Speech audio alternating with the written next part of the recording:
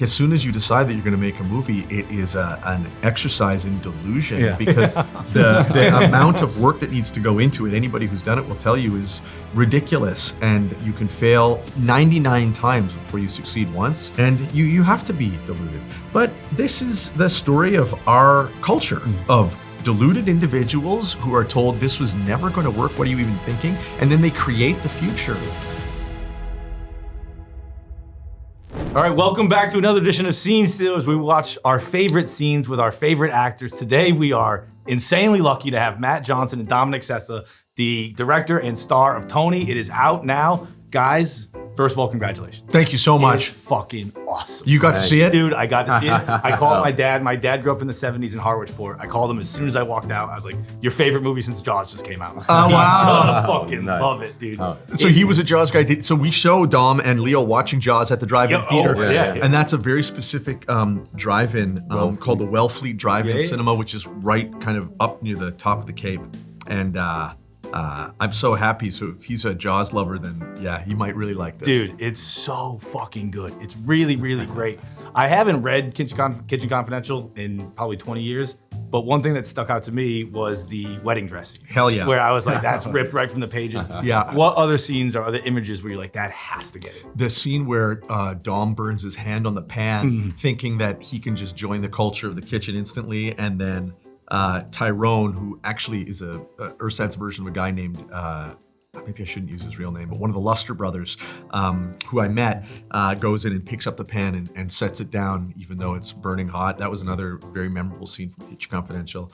And then the general feeling of going to Spiritus Pizza, having slices in the middle of the night, smoking, doing drugs, staying up. Like we were basically trying to create that feeling specifically between him and Leo Woodall that I got when I was reading those chapters of Provincetown. Dude, you mentioned Larry Luster. Yeah. You have said you got a lot of information from Luster. It was crazy. Is there stuff that you go, that can't make it? 90%. 90%. It was so eye-opening. He was the first guy that I met in Provincetown because I had heard the rumor that the kid that used to wash dishes next to Anthony Bourdain owned the restaurant that it happened in. And I went, and it was a while before he opened up, but then I won't say we became friends. I would say that he trusted me enough to tell me what happened back then. And we ate at Ciro and Sal's. Like 4 nights. 4 nights in a row. Best restaurant in Provincetown. Go. It's unbelievable. Yeah. Sit in the basement, get the lamb. Now, I was reading the other day, I think I was listening to you say, get the veal. Get the veal. Get the veal. Get the veal. Yeah. You cheat your scripts. That you said you don't write dialogue until you know who's playing a character. I'll do a kind of dummy version where I'm getting at the basics of it so that actors have something to read, like when they're deciding if they want to make the film. But I always make actors a deal, which is like, if you want to come do this, I'm going to make this as much about you as I can. And that was definitely what Dom and I did. Now, do you have a line that stuck out to you where like, once you had Dom, you were like, okay, this line works? Or dialogue? I can give you 1,000 examples. Every word that comes out of his mouth, he is like, either I heard him say it, or I'm not going to fucking church. I'm not going to fucking church. Or how about what you were doing this morning when he looks at Leo after he's so hungover drinking the beer, and he looks at Leo and goes, dude, I'm so fucked. I heard Dom say that to me 100 times. Every morning. That exact, just look dead in the eyes. And it's such a beautiful moment because he's saying it just to you. He doesn't want anybody to know, but he's saying, so fucked. And it basically saying, I can't do this. He said it to me this morning when we were sitting in these very chairs doing press. So I like to think that all the best moments in the movie is when the actor is getting to express themselves through the character. And every single moment of Dom in this movie is he and I trying to get at his behavior, his thoughts, what's going on in his head. We're not trying to fake anything. Right. Yeah. Now, I was reading something about maybe you hiding under a table? I don't hide under a table. I would just always be right next to Dom. Okay. So like if we were shooting so close to me that if I was moving, I would completely block another actor. So half the time Matt would just be behind me, like moving me like this. No shit. In every scene of the movie. I would say like 80% of the movie, Matt is next to my feet. I mean, I when I watch the film, I have a slightly different experience because I'm most of the time in physical contact with Dom. Really? Yeah, like we're touching for most of it because it's the only way to make movies that shoot this tight. Because the shooting is so precise, and I'm trying to layer typically the characters' heads over top of one another. It's something that's very important symbolically throughout the film, and to do that right, and to have the actors be able to just go off like Dom does, where he's doing huge long takes, witnessing all kinds of crazy things, giving long speeches, and I don't want to interrupt him or say, cut, let's do it again, but move a little bit like this. I just move him while we're shooting the scene, and it helps. But like also, it keeps we us were close. able to, especially with the rest of the cast, like everybody was really good about being able to just pick up in the middle of takes and like kind of in the middle of the scene, so you could give us direction in the middle while we're shooting, you know. And I mean, we had to do that really just because we're moving so fast. Exactly. Everybody was capable. I mean, and you were good at that. And it made it fun. It made it seem like we were all in it together. And we were like all acting together. Exactly. That's one of you have a million great skills. You know that. But one is like your movies and your shows you're so immersive. And I feel like it's because of those layered heads you're talking about. Like you feel like you're really in the room every single time.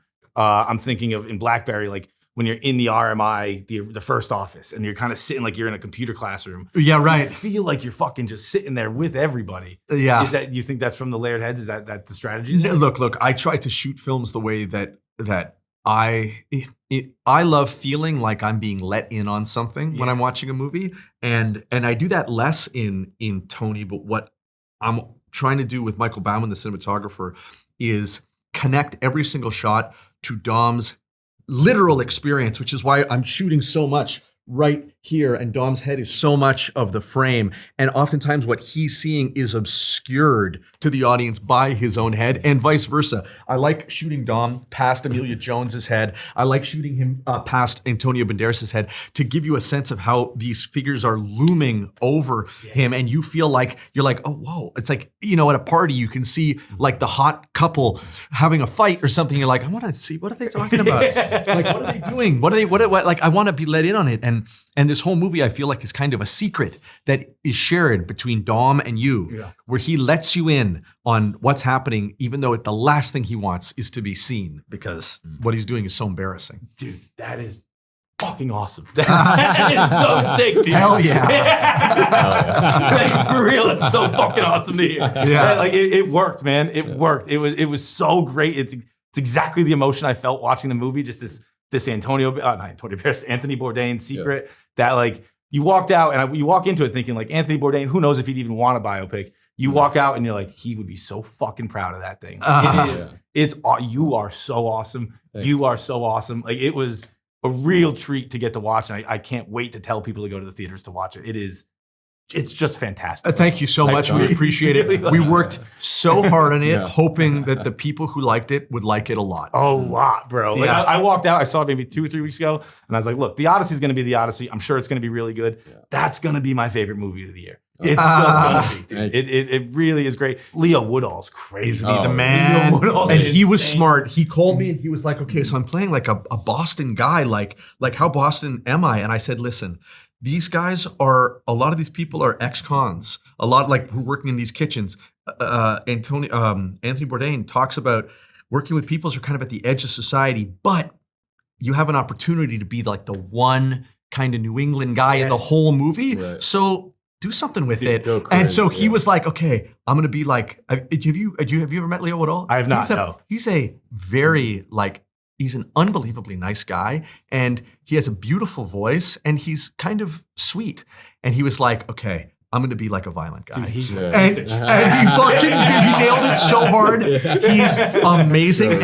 And I love him. I'm watching him on camera. Do you remember when he punches Antonio Banderas? And then they have that head-to-head and Dom is just watching it. I watched that scene and I'm like, this is as good as it gets. I'm from Fall River, Massachusetts, which isn't too far from the Cape. Yeah. And I was like, I know 50 of these guys. I know all of them. Dirtbags, exactly. Yeah, you said Emilia Jones is amazing. Antonio Banderas. It is fantastic. I'm going to look right to camera. Go see Tony right now in theaters. It's fucking amazing. It's really, really great. Congratulations, guys. It's so great that you like it and you're from the area. Yeah. Like, again, we lived there I was there for 5 months. Dom was there for 2.5. Like, it's a special part of the world. It really is. What was something that kind of maybe the most P-Town thing that happened off camera in your 5 months there? Because it was off season too, right? We left as soon as the season went crazy. So we left 4th of July. Oh, okay. And we had to leave because it got too busy. We couldn't film anymore. We got cut off. And I'll make a distinction.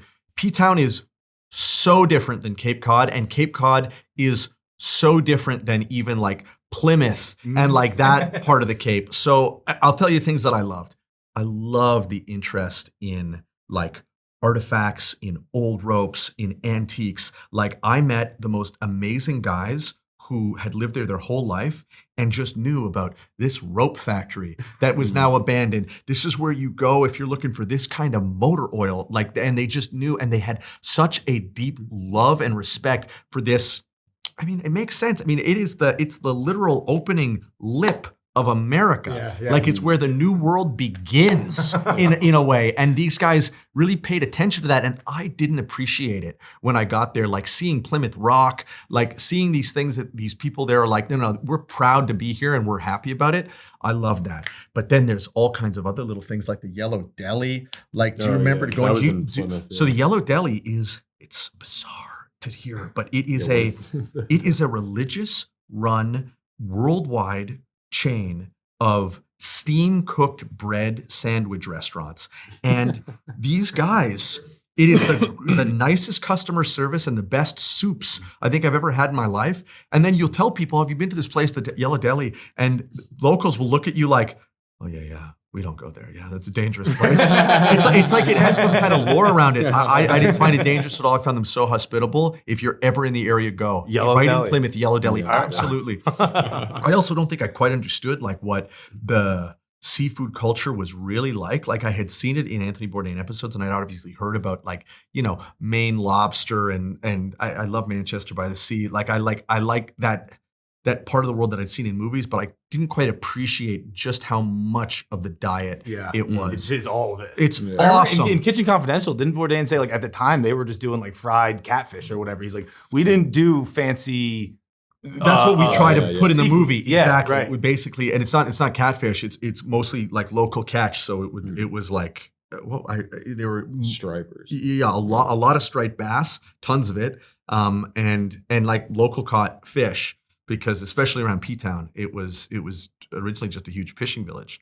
But most P-Town thing that happened, I mean, we got pretty drunk. Yeah. Like getting drunk, going to karaoke. I guess those like hanging out at the Colony Tap. And sure. Like, but the thing is, Provincetown has, for better or worse, become a tourist destination. And so it's the kind of place that people are coming in on the big boat for the weekend, and so it's a party town in a way that it just wasn't in the same way in the 70s when the movie is set. Of course, people went there to have fun and to escape. It's as far away as you can get in America without leaving, but like literally America curls in on itself. It's trying to get away, but it's not. It is not the same as what Bourdain writes about. So really, our experience is more in like Hyannis, Dennis, East Dennis, going to like famous old authors' houses. I went to Edward Gorey's old house and was like, this is unbelievable. Seeing places that John Updike had written about, and I'm like, where am I? This place is magic. And it feels like it really is like old school Salem witch trials magic. There's something to it that's just spooky. Yeah. I loved it. What do we got for our next scene? Blackberry. We'll do a little Blackberry here. It's one thing to have a secret plan to fuck over the NHL and move a team to Canada. It's another thing to brag to your rich friends before you actually do it.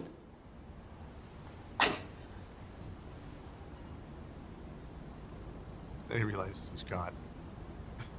Oh, Glenn, how do you do it? How do you do it? Oh, you guys are so fucking stupid. You know what? Maybe I'll buy this whole fucking league. Huh? How about that? Don, can we see that Mr. Bald Silly gets safely back to Canada? Oh, fuck all you people! Fuck you! Get ready for a hostile takeover of this entire fucking league, okay? You fuck! You think I won't fucking do it?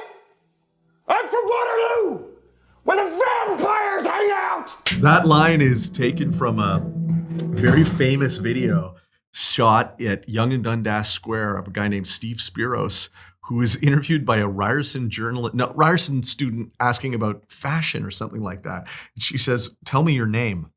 And this guy, Steve Spiros, goes on a 5-minute rant. Midway through, he says, "I'm from Waterloo where the vampires hang out." No way, that's where you got that? Watch this video. Bro! It will blow your mind. Come the fuck on. Yeah, and it was my editor, Kurt Lobb, who was like, "So this whole movie's set in Waterloo. You might want to make sure that Glenn Howerton says he's from Waterloo where the vampires hang out." And I was like, yeah, I think you're right. It became the legendary line of the film. It has a certain magic poetry I can't explain. He's from Waterloo where the vampires hang out. What does it mean? Nobody knows. Glenn came to me beforehand and says, "What does this mean?"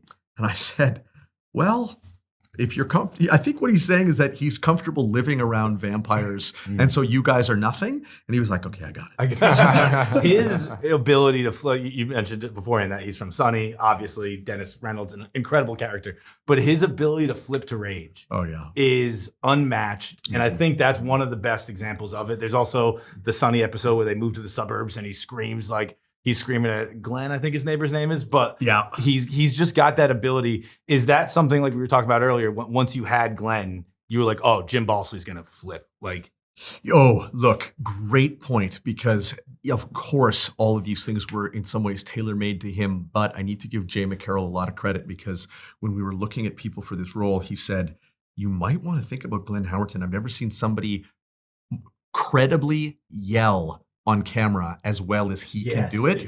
And instantly I went, "Oh yeah, oh my God, there's nobody who can yell like him." And because I knew this character, it's not exactly rage, but he was trying to be intimidating through volume, and that can be fake very easily. And so then the character very quickly won a lot of his battles by out-voluming the people he talked to. But Glenn, I mean, he's such a master. This scene, it made my career in many ways, like literally what we just watched. So it's funny, I hadn't seen it since we made it. And yeah, I love watching him. I made him a deal when we first made the movie.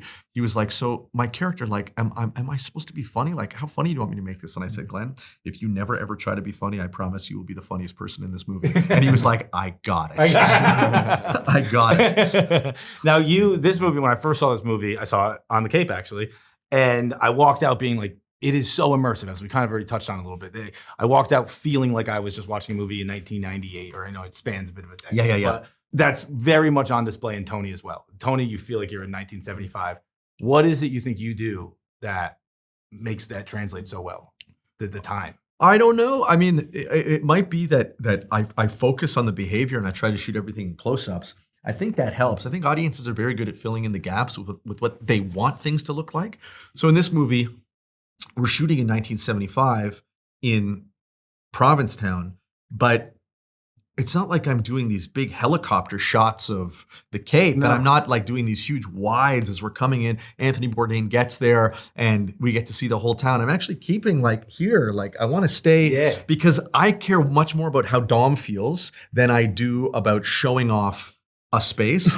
And I think by connecting it to the emotion of a person, it winds up creating a bigger experience in the mind of the audience, because they lose track of the environment. And Ryan Warren Smith, the production designer, was able to make a place that really has changed a lot since 1975 feel like it was frozen in time. So, I mean, I got to give him 95% of the boardwalk, credit. you are right that when you're feeling tight, it does kind of let you be there. Like I was watching Nirvana, the show, the band, the show, over the weekend, and there's a scene, I think it's the buffet episode, but there's a fireworks scene. Yeah, right. And we said we stay real close. You stay right there, and that felt very much like I was watching Tony. I was like, oh, I'm on the beach with my friends again. Like your ability to switch into that, similar to Glenn's ability for rage, is you're like, I'm immersed. I'm completely surrounded by this scene. Well, I love faces. Yeah, I believe that movies is a faces business, and unlike television, like you want to see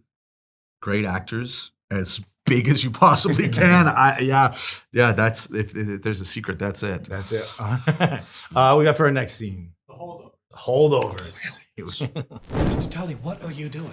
No credit card. I'll pay cash or travelers. I didn't say you could use the phone. Okay, I see. Is there anywhere else you could recommend? Maybe downtown or... Was that a hotel? None of your business. It is absolutely my business. I'm looking after you. Looking after me. Really? Like what? Like my warden?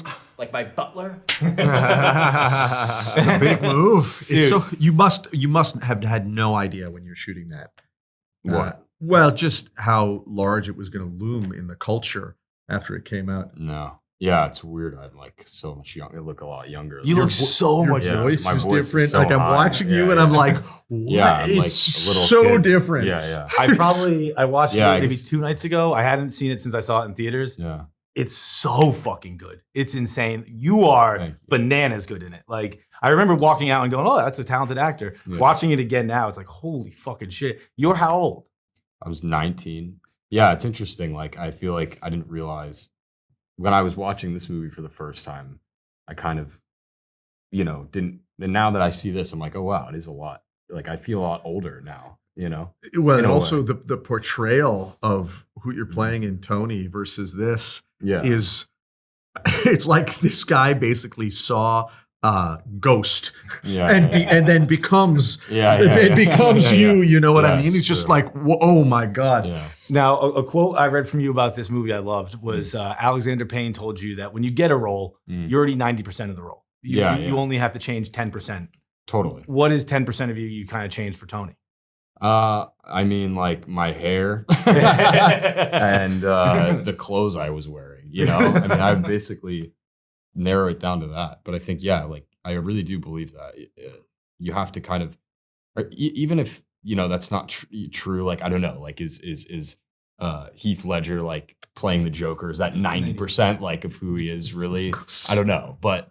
I think if you have to kind of convince yourself of that in a way that you are living inside of this person as closely as possible. So if you kind of believe that and think that, I think you don't have to act too much, Did you feel that, Matt, when you hired Dom, where you're like, all right, we're 90% there? I thought it was 100% there. I said we can shoot tomorrow. Really? I said that to my producer right after we met him. What was it that made you feel that? I mean, it's hard to talk about with him sitting right here, but Dom has got a gift for being in the present moment and thinking the right thoughts. How do you say it better than that? Yeah. Like he's just thinking the right thoughts. And I don't mean the right thoughts for any character. I mean the right thoughts for the type of movie I wanted to make about somebody who is trying to hide in public in a situation where they maybe didn't totally belong, right? In a kitchen with older guys and didn't want to either get found out and also wanted to kind of show who he could be. But I didn't want to give him any of that dialogue. I never wanted him to have to say any of that stuff. I just wanted it to be obvious, and so the audience could just know. And yeah, Dom just had it. Right like, away. and he was at the right time in his life. I liked him. I make movies about people I like. Yeah. Do you know what I mean? yeah. Like I love these characters. We were talking about Leo and him playing a kind of ne'er-do-well. I agree with everything he does. I agree. I love him. I'm writing these characters where I'm like, yep, yes. Then he does this, of course. Yes, I agree with everything he does. He's a dirtbag who can be in my house anytime Anytime he wants. Yeah, I agree with everything Antonio Banderas does. I agree with everything Stavros does. I agree with everything Dom does. And it's not to say that I bless it morally and say you're acting in your own best interest. I just understand that what they're doing is the truth. Yeah. And so Dom just had that. And I thought less that I had a vision for a movie in my head that I wanted to make with Dom. I received a vision from Dom that I wanted to make into a movie. It was not the other way around. Damn. And so, it's not Not the highest compliment you can give. or the lowest. It depends how you want to look at it. Depends Right? on the movie. How does Dom view the film? Yeah. Right? I'm always even you were talking about Nirvana the band earlier, and even these things that seem almost like childish experiments.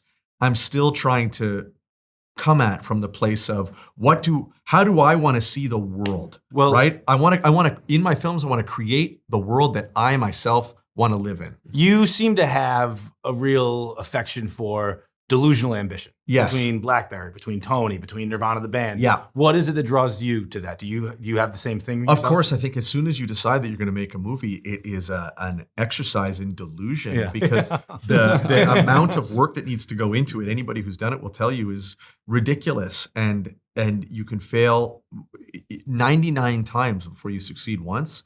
And you have to be deluded. But this is the story of our culture, of deluded individuals who are told this was never going to work. What are you even thinking? And then they create the future. Yeah. And we all go, oh, wow, it's a good thing they did that, right? Like everything in this room is the result of somebody who was totally deluded and thought, hey, why don't we try this? And we're going to keep on doing it until, ad infinitum. It is the reason we're here is for there to be a certain number of dreamers who create the world for us, and the rest of us get to enjoy that. And I certainly am the benefactor of so much of that. And I'm trying to be grateful by doing my part. Now, last question I have for you, Nirvana, the show, unbelievable. It is really just a masterpiece. One thing that I really love about it is there's so many times where you're, I guess, acting as a director. Yeah. Right? Like the Raiders of the Lost Ark episode where it just starts with a fucking perfect Spielberg. Yeah. You know what I I don't know how perfect it is, but fucking pretty close, bro. Sure. How much freedom is that for you where you're like, I get to try and be a director, and if it doesn't work, it's funny. But like, you just nailed it. Yeah. I'm gonna tell you, there's more truth in that than you'd think, and that's that I'm so self-conscious, especially when I'm young, that I would only make movies or do any work within the context whereby my own failure was a part of it, and that protected me because I was so insecure.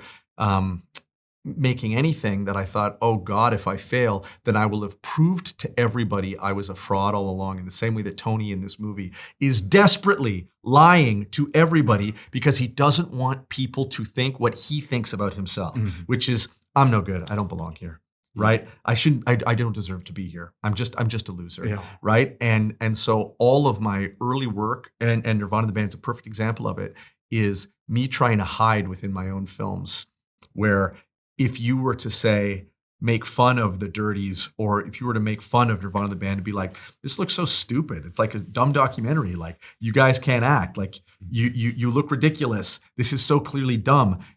The joke is on you. Yeah, right. What do you mean? You're taking that seriously? The joke is on you.